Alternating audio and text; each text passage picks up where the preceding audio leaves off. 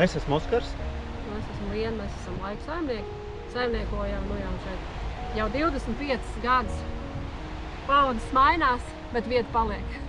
Tā ideja jau manam tēvam radās no laikām. Šogad ir 25. sezona, un tās laipas jau praktiski arī pašā sākumā tika izveidots. Tanī laikā jau vēl īsti par tā dabas aizsardzību dikti nerunāja, bet tēvam acīm redzot saprašana bija, kas ir svarīgi, un tā viņš arī viņas uzsāk, un mēs, protams, arī turpinām. Par to uzturēšanu droši vien Oskaram ir ko teikt. Uzturēšana ir salīdzinoši sarežģīta, jo koks kā jau organisks materiāls bojājās. Plāns ir laika gaitā iespējams pāriet uz kompozītu materiāliem, kas varētu būt ilgspējīgāk. Šai konkrētai koku laipai ir 7 gadi. Šopavasar jau viņi ir remontēti un vēl ir nepieciešams remonts. Un ja kompozīcija ir 3 vai 4 reizes ilgāk, tad jau tas ir resursu ietaupījums. Un šai konkrētai laipai ir 9 gadi. Šeit, principā, laipa vairs nav. Viņi ir jānovās, jo kāds nesabojā kāju. Un pirms mēs šeit izvietojām šo laipu, šeit bija vislielākā zīloņtaka, kas nāca no mūsu puses. Zīloņtaka ir patiesībā tas ļoti labs ceļvedis, kur izvietot laipu. Tā ir vieta, kur izvēlās iet cilvēki. Tā ir vieta, kur jāizvieto ir infrastruktūra ērtākai iešanai. Tāpat tās kā pie jaunbūvējamām mājām nevajag izplānot taciņas, vajag atstāt vienkārši zaļu zāli un pēc tam tur, kur ir izstaigāts, uzlikt taciņu. Protams, kaut kāds zīloņtaki jau veidojās, negrib tur, kur ir cilvēks, tur arī kaut kāda blakni, tā pēda paliek, tur neko nevar darīt. Bet masa viss aiziet tomēr pa laipu, un ar bērnu ratiņiem, ar velosipēdiem. Un plus papildus vērtībai tāpat tās laipa ir izgaismota. Tie ļaudis, kas nāk ar kājām gar jūrtaku izmantojot, un arī mūsu kempingā dzīvojušie cilvēki, tie ir tādi dabas mīļus īstākie. Un šis maiss, tas ir tāds uzskatāms piemērs, ko tas cilvēks dara, ejot gar jūru. Cilvēks pēc būtības ir vācējs, ja nav dzintaru un stiklīgu lasītaņu vāc atkritumus. Tas ir nācis no jūras, pilnīgi skaidrs, to nav atpūtnieks nometis, tas ir tur laika gaitā izskalots. Vai makšķernieki atstājuši, grūti pateikt, ja. Bet tā cilvēki dara un ļoti labi.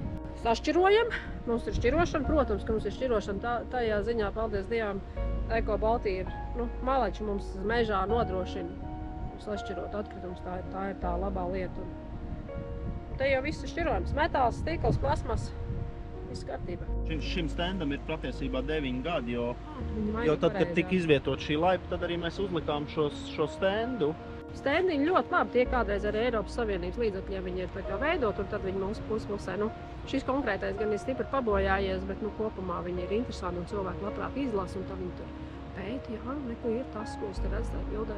Mēs esam lieguma teritorijā, un tad mēs saviem viesiem stāstam, ka mežā malciņu ņemt nevar, bet vienalga tā cilvēcīgi tā vēlme ir pacelt to žagariņu nokurināt, jo uguns ir viena no stihijām, un mēs tad salikām šīs zīmes, lai neiet, un tad redzam, viss ir forši, nekas netiek lausts, nekas netiek aisti. Paši komunicējam un stāstam un runājam, un tas ļoti strādā. Vizuāli uztverama informācija ir ļoti vienkārši saprotama, un cilvēks ierauga, ka tur ir pārsvītrots cilvēciņš, kurš iet, tad skaidrs, ka tur nav ko iet, jo ir jau šīs laipiņas un var izmantot tās noiešanai.